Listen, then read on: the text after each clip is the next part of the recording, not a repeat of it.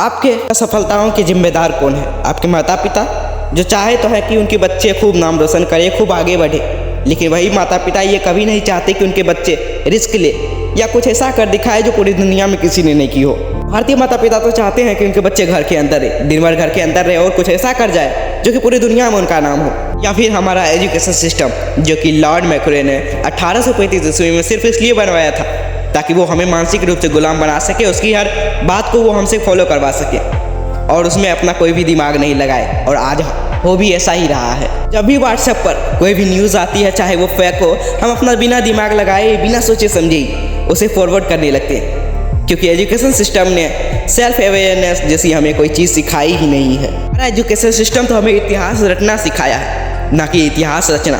और सबसे बड़ी दुख की बात तो ये है कि जिस एजुकेशन सिस्टम में हम पढ़ने जाते हैं, हर दिन जहाँ जाते हैं वहाँ पर हमारा राष्ट्रगान, जो कि जनगण मन अधिनायक है, उसे गाते हैं, लेकिन कई भारतीयों को उसका मायने ही नहीं पता। या फिर जिम्मेदार है हमारी सरकारें।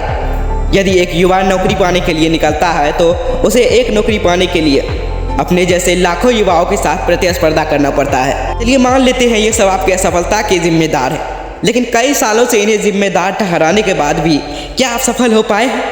नहीं, बिल्कुल नहीं, और हो भी नहीं पाएंगे। एक 15 साल से लेकर 30 साल तक युवा ऐसे कौन सी गलतियां कर रहा है जिसके कारण भारत की आज़ादी के 72 साल बाद भी हमारा युवा सफल नहीं हो पा रहा है। जब तक आप अपनी कमियों को नहीं पहचानेंगे और उन्हें नहीं सुधारेंगे, तब तक आप जीवन में आगे नहीं बढ़ सकते। तो ऐसे कौन सी कमियां हैं जो आपको आज ही सुधारनी चाहिए?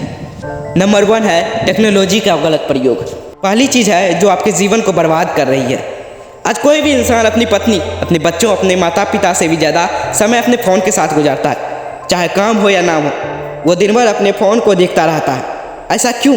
इस फ़ोन में, हर इंसान के फ़ोन में 5 से 6 ऐसे एप्लीकेशन होते हैं जिन्हें वह दिन भर देखता रहता है और हर कुछ देर में उन्हें खोलता है फिर बंद करता है, खोलता है फिर बंद करता है। उसे ये बात बहुत अच्छे से पता है कि इससे उसका बहुत सारा समय बर्बाद हो रहा है, लेकिन नहीं, उसके बाद भी वो ये काम करता रहता है। तो दूसरा है युवाओं का रिलेशनशिप। दूसरा सबसे बड़ा कारण है कि आज के युवाओं का रिलेशनशिप, जो कि साल के मौसम की तरह कई बार बदलता है। पहले ये परेशान रहते हैं कि हमारी ज़िंदगी में कोई है ही नहीं, और जब कोई आ जाता है तब परेशान रहते हैं कि ये आया क्यों, और जब वो छोड़कर चला जाता है तो फिर परेशान रहते हैं कि इसने हमें धोखा दिया। और इसी धोखे से उबरने के लिए वो अपने जीवन के कई सालों को बर्बाद कर देता है। बाबू सोना जान करने के चक्कर में ये वो भूल जाता है कि उनकी ज़िंदगी में इससे भी ज़्यादा कुछ महत्वपूर्ण है। पहले वो एक दूसरे से वादा करते हैं कि एक दूसरे के साथ रहेंगे, लेकिन फिर वो दोनों एक साथ रहते हैं और ना ही ये समय उनके साथ रहता है। और तीसरा है इनोवेशन का ना होना। तीसरा सबसे महत्वपूर्ण कारण है कि हमारी सोच में इनोवेशन का ना होना। आज हम भारतीय बहुत ही फख्र के साथ कहते हैं, और होना भी चाहिए कि हमारे सुंदर पिचाई गूगल के CEO है, सत्य नडेला माइक्रोसॉफ्ट के CEO है, इंदिरा नोई पेप्सी के CEO है, और ऐसे बहुत सारे भारतीय विदेशी कंपनियों के लिए बहुत अच्छा कर रहे हैं। लेकिन आज हमें और हमारे देश को इस बात की ज़रूरत है कि हम ऐसे कंपनियों में नौकरी करने के बजाय ऐसी कंपनी खुद खड़ी करें। लेकिन हमारे देश में उल्टा ही हो रहा है। फ्लिपकार्ट और पेटीएम जैसी कंपनी बनाने के बाद भी हमने उनका मालिकाना हक विदेशी कंपनियों को दे दिया। यदि हम ध्यान लगाए कि बड़ा नौकर बनने से अच्छा है कि हम छोटा मालिक बन जाए, तो हम अपने लिए, अपने देश के लिए बहुत कुछ अच्छा कर पाएंगे।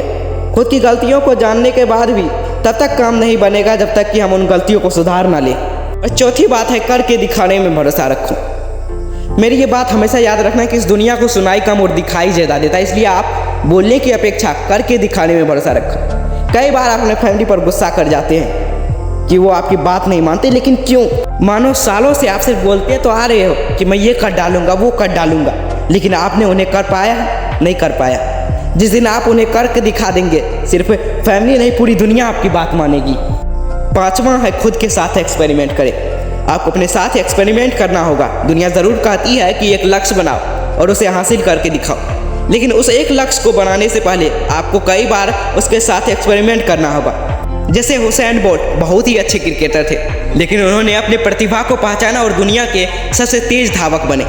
महेंद्र सिंह धोनी, जो पहले बहुत ही अच्छा फुटबॉल खेलते थे, लेकिन अपने आप को जाना पहचाना और भारतीय टीम के सर्वश्रेष्ठ कप्तान बने। ऐसे ही आपको भी अपने साथ एक्सपेरिमेंट करना होगा और उसी के बाद आगे बढ़ना होगा। अब इस एक्सपेरिमेंट में आप कई बार गिरेंगे, लोग आपको बुरा भला कहेंगे, ताने मारेंगे, कहेंगे ये तुम्हारी बस की बात नहीं है। लेकिन तुम कभी हार मत मानना, अपनी गलतियों को पहचानना, उन्हें जानना, उन्हें ठीक करना और ज़िंदगी में आगे बढ़ना। गीता में भी हमें यही समझाया है कि हमारे हाथ में सिर्फ कर्म करना है, फल का अधिकार हमारे हाथ में नहीं है। वो हमें ईश्वर देंगे अच्छे कर्मों का अच्छा फल और बुरे कर्मों का बुरा फल। इसके लिए आप हमेशा तैयार रहिए। आशा करता हूँ कि मेरी ये मोटिवेशनल वीडियो आपको बहुत ही अच्छी तरह से समझ में आई होगी और इसी तरह के मोटिवेशनल वीडियो देखने के लिए आप हमारे YouTube चैनल को सब्सक्राइब करें और बेल आइकन की घंटा को दबा के ऑल को सिलेक्ट करें ताकि मैं जब भी वीडियो अपलोड करूँ तो सबसे पहले आप तक पहुँचे।